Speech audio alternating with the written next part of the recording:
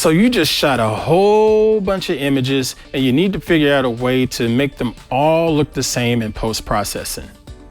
Stay tuned. I'm going to show you how on Hands-On Photography. Hands-On Photography is brought to you from LastPass Studios. Keeping passwords on notes or spreadsheets doesn't work anymore. LastPass easily keeps track and creates unique passwords for every site you use. Visit lastpass.com/twit. This is TWiT. This episode of Hands-On Photography is brought to you by ExpressVPN. Protect your online privacy with one click. For 3 extra months free with the 1-year package, go to expressvpn.com/hop.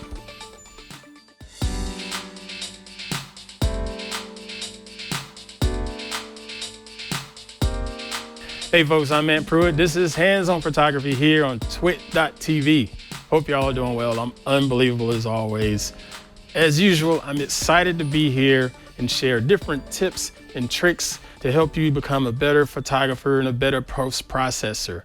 Appreciate y'all joining in. I appreciate you taking the time to go ahead and hit the subscribe option right now in your favorite podcatcher of choice, whether that's Apple Podcasts or Spotify or Pocket Casts or Google Podcasts. Yes, Google has a podcasting service.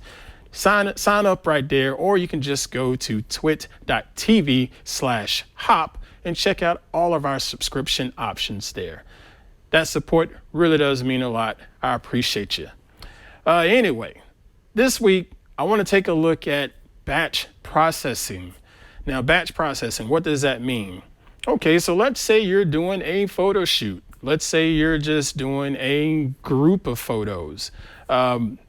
If you're wanting to print out your images, or you're doing a project for a client and you're shooting, let's say like a headshot or what have you, you shot maybe 50 different photographs, but your client is wanting their headshot to look consistent, okay? They may want 5 different poses, but they want all of those poses to look consistent from a lighting standpoint and from a post-processing standpoint. They don't want you to have too much sharpness and clarity on one and not enough on another. So what do? You have to figure out how to process your images pretty much exactly like each and every other image in that batch or in that particular shoot. Well, there are some tools available out there. Personally, I love to use Lightroom. Lightroom has that feature built right into it, and it's really just a matter of a click of a button.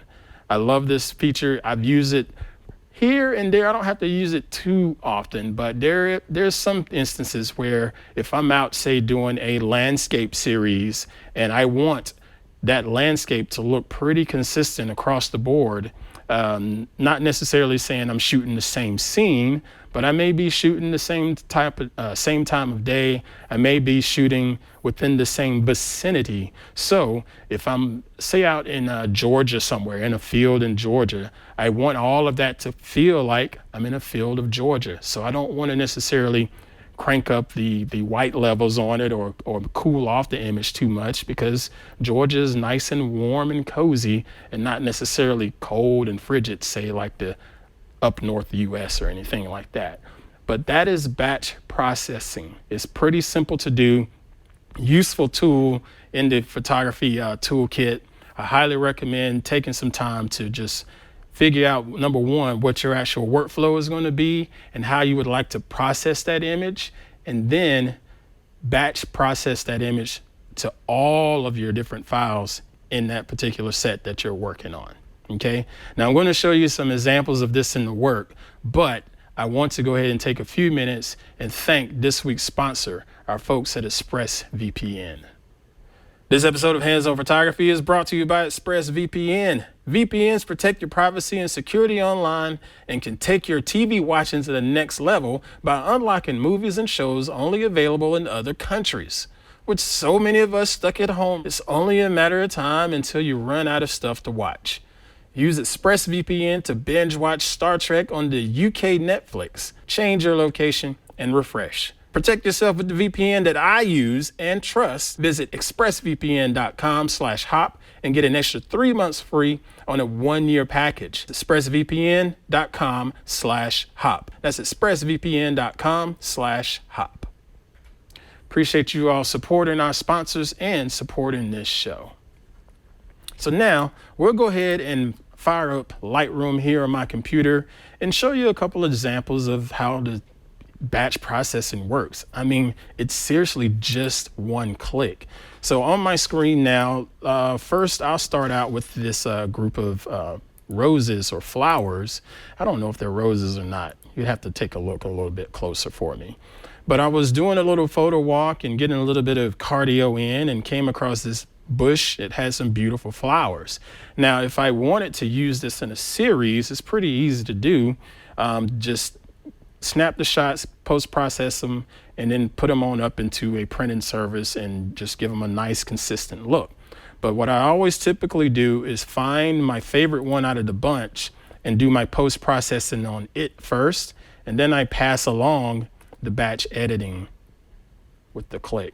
And I think I'm going to start with this one first. Okay, so we'll go in and do our regular processing. I'll just speed through. Go ahead and hit the auto button because auto is a good place to start. Push the exposure up just a touch, like so. And then give it a little less saturation because I don't want this particular print to be super punchy. So I'm just going to desaturate it just a touch. So now I'm done with editing this thing. I'm done with post-processing it. So inside of Lightroom, you'll see at the bottom of the screen, you have all of your images in a little bit of a film strip, if you will. So I'm going to click on the very first one, which is the one we're working on now.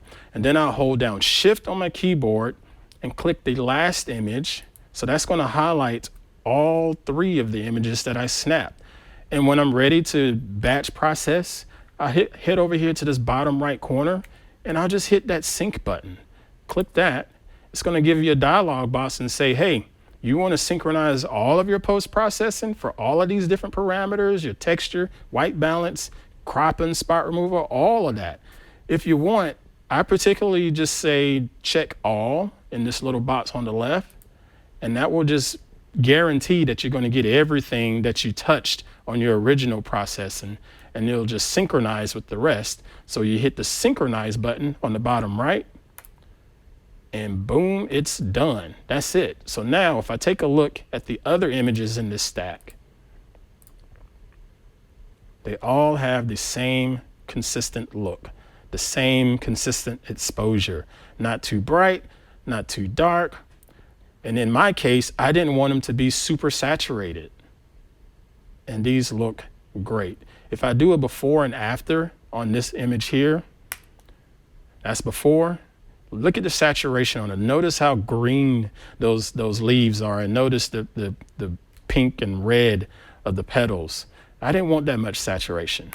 Fortunately, my batch processing took care of that for me because it gave me exactly what I wanted. Easy, simple, and it's all within 1 or 2 clicks. Okay? All right. So that is going to do it for this week's episode of Hands-On Photography. I like I said, I don't use batch processing too much, but every now and then it does come in clutch. Now, Mr. Victor, do you mess around with a little bit of batch processing? I know you like to get out there and get your photo shoot on. I do, and I was excited for this topic in particular because this feature is what got me to drop the money on Aperture back in the day on my Mac. So this will definitely make my transition to Lightroom a lot easier. And it helps out on things like weddings and think about those like weddings. That. You know, people out there shooting wedding photography, you better be consistent on your post-processing. You're going to have someone's special day and you're out there shooting, whether it's a whole black and white slate or they're all in color, they better look consistent because you screw up their day, ooh, you are done.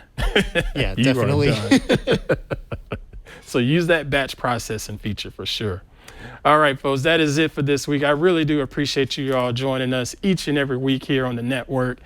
Again, hit that subscribe button in your favorite podcatcher of choice. Go back and take a look at all of our previous episodes. Hands-On Photography is an awesome series to treat it as a masterclass, if you will, if you want to get started with photography. So go all the way back to episode 1 and 2 and 3, where you'll go ahead and see all of the different basics about photography, because if you don't understand the basics and the fundamentals, all of this other stuff is not going to make any sense to you when you're trying to figure out saturation, overexposure, batch processing, all of that good stuff. So you want to use this series as a way to build your skills, because that's my plan each and every week, is to build upon the previous episodes to help make you a better photographer and a better post processor.